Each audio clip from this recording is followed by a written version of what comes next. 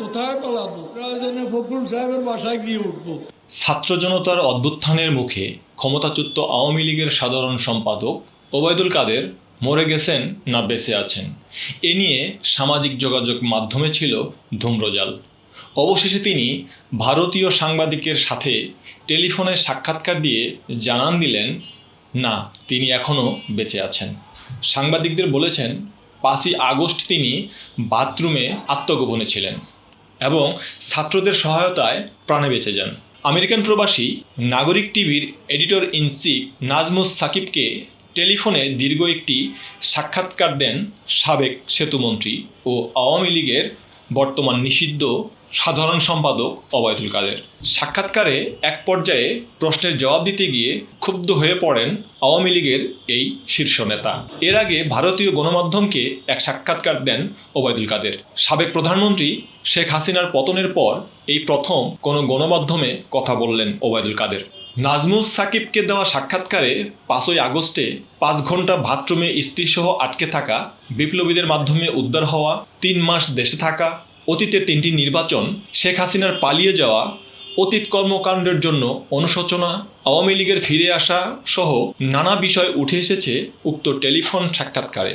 সাক্ষাৎকারটি লাখো কণ্ঠ দর্শকদের জন্য তুলে ধরা হলো। 5 আগস্টে নাকি ওই যে বাথরুমে আপনাকে পালিয়ে থাকতে হয়েছিল, তারপরে মানে ছাত্রদের সহায়তায় আপনি প্রাণে বেঁচে যান। বাড়ি অ্যাটাক করছে তখন, এছাড়া উপায় কি ছিল?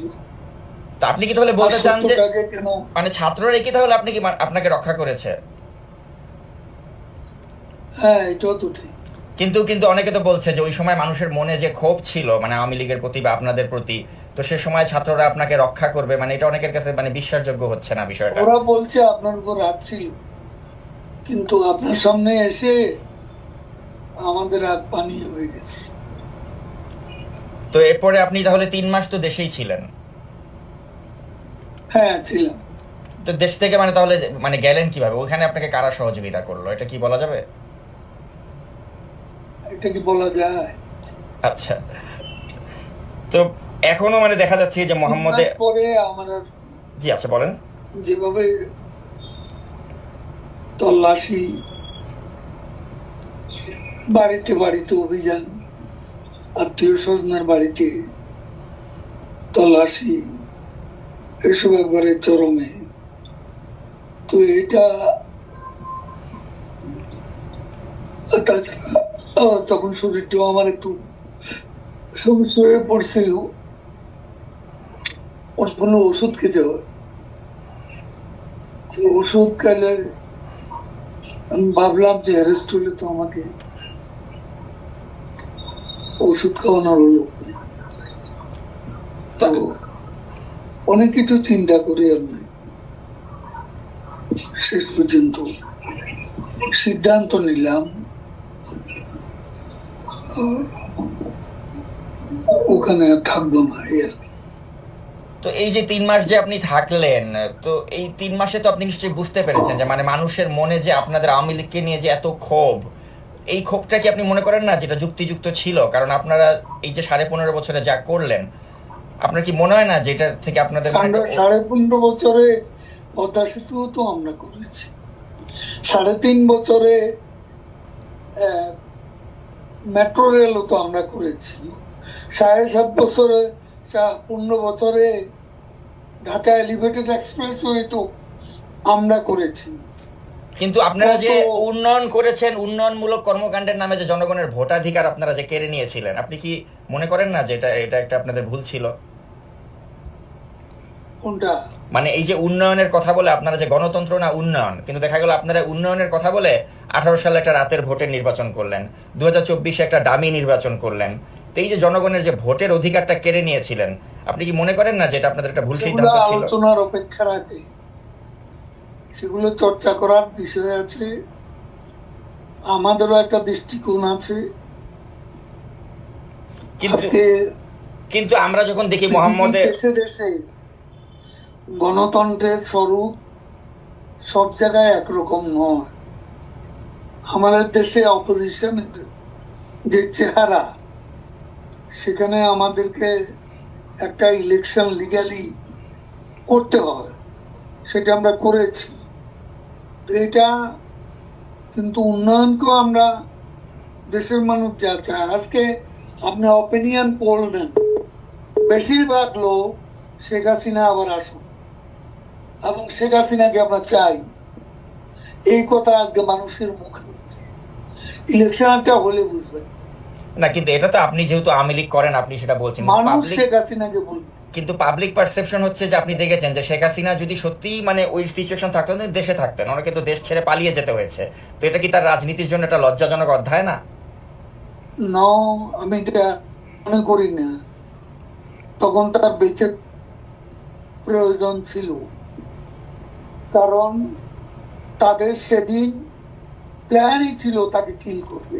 আচ্ছা, বেগম খালেদা জিয়াও তো মারাত্মক শারীরিকভাবে অসুস্থ ছিলেন, কিন্তু কই, উনি তো কম্প্রোমাইজ করেননি, উনি তো আপোষ করেননি, উনি তো দেশেই থেকেছেন, উনি তো তাকে চিকিৎসাও করতে অসুস্থ দেননি। হয়ে করেন না।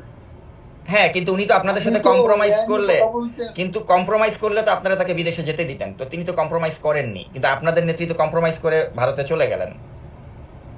কম্প্রোমাইজ করে যায়নি, তাকে বাঁচার দরকার ছিল, সেই জন্য চলে আসছে। কিন্তু আপনার কি মনে হয় না যে আপনারা ওই সময়টাতে যখন শাসনভারে ছিলেন তখন আপনারা এমন এখন সবকিছু, বাংলাদেশে অপিনিয়ন পোল নেন, মানুষ কাকে সমর্থন করে, আমি সেই কথাই যাচ্ছি। আচ্ছা সেটা ঠিক আছে, এটা আপনি যেহেতু আওয়ামী লীগ করেন আপনি ভাববেন বা বিশ্বাস করবেন যে আমি আপনার সে দলের প্রতি কথা মানুষের সেভাবে সমর্থন। পাবো কেন? দেশে পাবলিক ওপিনিয়ন কোন জায়গা এটা কি আপনি জানেন না? এখন আপনি একটা দলের সমর্থক হলে তো জানবেন না, এটাই স্বাভাবিক। না, আমি কোনো দলেরই সমর্থক না, আমি আপনি যখন তো বায়াস। না, আমি কখনোই বায়াস না। When you are biased as a journalist, তখন আপনি ঢালাও অভিযোগ আচ্ছা করবেন। আচ্ছা, সাংবাদিক বলতে আপনারা কি, কোনো মানে নেই। সাংবাদিক বলতে মানে কারা বায়াস ছিল না? এই যে আপনার নাইমুল ইসলাম খানের মতো লোকরা, বা যারা ওই যে শেখ হাসিনার প্রেস কনফারেন্সে গিয়ে ভালো ভালো কথা বলতো? তাদের কথা বাদ, আপনি নিজেই বায়াস। আমি সবার কথা তো বলছি না। আচ্ছা, আপনি আমাকে বায়াস বলেন? Biased লোক তো আছে। আপনি নিজেও তো সাংবাদিকতা করেছেন, তাই না? আপনি নিজেও জানেন যে সাংবাদিকদের কাজ হচ্ছে প্রশ্ন করা। আমি ওই প্রশ্নটাই আপনাকে করছি, তো সেজন্য আমি সে প্রশ্ন করে লাভ তো নেই, প্রশ্ন করে যা নেবেন সেটা লিখতে পারবেন না, কারণ আমি আওয়ামী লীগের যে সেটি সেটা আপনি প্রচার করতে পারবেন না। আমি অবশ্যই প্রচার করতে কথা পারবো, বলার জন্য বলছেন। এবং আমি যেটা কথা আপনার সাথে হ্যাঁ। হচ্ছে পুরোটাই আমি আনকাট প্রচার করব। কিন্তু আমি যেটা জানতে চাই যে আপনাদের কি এখনো কোনো অনুশোচনা বা আত্ম উপলব্ধি হয়েছে যে আপনারা যা করেছিলেন না, সেগুলো সেটা- সঠিক ছিল না? না, আমাদের আত্ম উপলব্ধি, আমাদের আত্মসমালোচনা থাকতে পারে, এবং সেটা নিয়ে আমরা চর্চা করব যখন আমরা দেশে ফিরব, এবং সেখানে আলোচনা করে ভুল হয়ে থাকে আমরা ভুল স্বীকার করব, সেটা দেশে বিদেশে বসে না। কিন্তু দেশে কি যাওয়ার মতো বাস্তবতা আপনাদের হবে আদৌ? কারণ আপনাদের নেতাকর্মীরা সবাই তো মানে পলাতকই বেশিরভাগই, কাউকেই তো আমরা দেখতে পাচ্ছি না। আদৌ কি দেশে আসার মতো কোনো সিচুয়েশন কখনো হবে আপনার মনে হয়? The sun rises every day, but the night before. তো আরেকটা প্রশ্ন করতে চাই, আরেকটা প্রশ্ন আপনাকে করতে এটা তো আপনি জানা, এটা ইংরেজিটার বাংলা, একটু ভাবেন। এ ধরনের অবস্থা থেকে we can get out of this মানে আপনার enemy position. হুম, এখন আমরা যে অবস্থা আছি, we can get out of the gutter. হুম, আমি সেটাই মনে করি। না সেটা ঠিক আছে, আপনি আশাবাদী। আপনি গাটারে পড়ে গেছেন, গাটার থেকে you can get out of the gutter, ওই বিশ্বাসটা আপনার আছে, কিন্তু কথা হচ্ছে এই গাটারে আপনারা পড়লেন কেন? হ্যাঁ, I এই can এই get out of the gutter. হ্যাঁ, তো ওই উপলব্ধিটা কি আপনাদের হয় যে এই গাটারে পড়লাম কেন? গাটারে পড়েছি নিজেদের স্বেচ্ছাচারিতার কারণে, ভোট চুরি করে ক্ষমতায় থাকার কারণে, অপোজিশনকে কোনো স্পেস না দেওয়ার কারণে। তো এই উপলব্ধিটা না আসলে কি আপনি মনে করেন যে বাংলাদেশে আসলে রাজনীতিতে প্রত্যাবর্তন করা সম্ভব? আমি আপনাকে বলছি, মানুষ এখন কেন মনে করছে, এমন আন্দোলনে যারা অংশ নিছে, সেই জঙ্গি উত্থানে, তারাও তো এখন কেন মনে করছে তারা ভুল করেছে? আচ্ছা, তাই যদি হয় তাহলে এই আন্দোলন সঠিক ছিল। মানুষ যদি আপনাদের পক্ষেই থাকে তাহলে আপনারা কেন দেশে আসছেন না? সময় হলে দেখবেন। আচ্ছা, আরেকটা প্রশ্ন একটু আপনাকে করতে চাই যে আপনাদের সময় তো অনেক ব্যবসায়িক দুর্বৃত্ত ছিল যারা আপনাদের প্রশ্রয়ে We are- অনেক টাকার মালিক হয়ে We গিয়েছিল। are waiting with bated breath দেশে আসার জন্য। আচ্ছা, Bated breath আচ্ছা, তো এই যে আমরা আসবো। আরেকটা প্রশ্ন করতে চাই আপনাকে যে আপনাদের সময় তো অনেক ব্যবসায়িক দুর্বৃত্ত তারা হাজার হাজার কোটি টাকার মালিক হয়ে গিয়েছিল। এমনও ব্যবসায়ী ছিল বসুন্ধরা গ্রুপের মালিক, সে বলেছিল যে মৃত্যুর আগেও শেখ হাসিনার সাথে আছি, মৃত্যুর পরেও থাকবো, কিন্তু তার পত্রিকাতে এখন দেখছি আমি আপনাদেরকে একটা এখনো কথা সমালোচনা বলি। হয়। তো আপনার কি মনে হয় আমি না যে এরা বারবার এই যে এত আপনাকে সুসময়ের পাখি আপনারা তৈরি করেছিলেন, যারা এখন আপনাদের বিরুদ্ধে তাদের পত্রিকা মিডিয়াকে কাজে লাগাচ্ছে, এটা কেমন লাগে আপনার কাছে? আপনার এই চেহারাটা, এই বক্তব্যটা কোথায় যাবে যদি আমরা ফিরে যাই? তখন আপনার খুশি হতে বলতে মানে কি আপনারা আবার ওই প্রতিহিংসার রাজনীতি করবেন যে যারা সমালোচনা করছে? এখন একটু একটা নিজের রাজনৈতিক একটা ক্যারেক্টার আছে, সেটা প্রকাশ ঘটাচ্ছে। না, আমি সাংবাদিক হিসেবে আপনাকে জাস্ট প্রশ্ন করছি, আমি কিন্তু কোনো আমার you are not journalist, you are bias, partial journalist. আচ্ছা, তাহলে বায়াস কে না ওই নাইমুল ইসলাম খানের মতো লোকরা? জার্নালিজমের একটা নিউট্রালিটি থাকে, এটা আচ্ছা। আপনার নাই। আপনি তো অ্যাটাক করতেছেন একটা পক্ষ হইয়া। ইউনুসের লোকেরা যেভাবে বলে, ফান্ডামেন্টালিস্টরা আজকে যেভাবে আমাদের বিরুদ্ধে বলে, আপনি তাদের সেই চিন্তা চেতনার প্রতিধ্বনি করছেন। আচ্ছা, এই ধরনের আমার সাথে কথা বলে লাভ কি? আর আমাদের দল নিষিদ্ধ, এখন আপনি এটা তো প্রকাশ করতে পারবেন না। না দরকার কি আমার ইন্টারভিউ? না, তারপরে আমি যেটা জানতে চাই আপনার কাছে শেষ পর্যন্ত, যে মানে আপনাদের কি মনে না, হচ্ছে আমার না জানার দরকার নেই। যে আপনারা জনগণের না, কাছে? I don't want to talk to you. আচ্ছা, আপনি প্রশ্ন করছেন, তো প্রশ্নের মধ্যে আপনার পার্সিয়ালিটি প্রকাশ ঘটাচ্ছেন।